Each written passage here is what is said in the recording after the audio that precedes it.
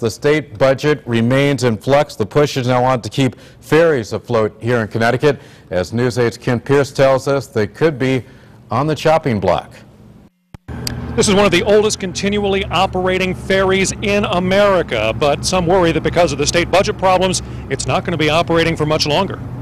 This is the ferry connecting Chester and Hadlyme, and this is its little sister, the Rocky Hill Glastonbury ferry. Together, they don't carry a whole lot of people, but the people they do carry rely on the boats. Not having them would mean, for instance, relying on the finicky swing bridge in East Haddam. Because if I need to go from East Haddam to Chester Deep River, it's actually less expensive, gas and wear and tear on the car, to take the ferry across and go back this way rather than looping around the East Haddam Bridge. It means a longer trip around across the bridge. Half the time the bridge is closed. There's a problem with the bridge.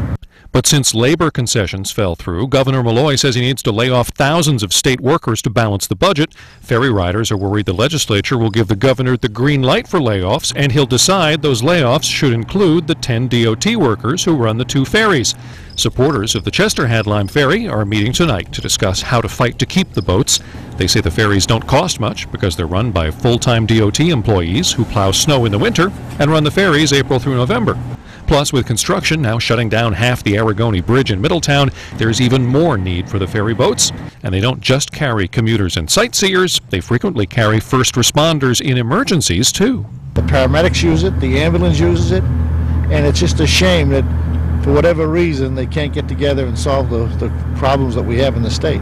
So if the layoffs really are eventually determined by the governor's office, people around here want the governor to be sure he knows how much this ferry means to them. That's why that meeting is scheduled for 7:30 tonight at the Hadlyme Public Hall. On the scene, on the ferry, I'm Ken Pierce, News 8.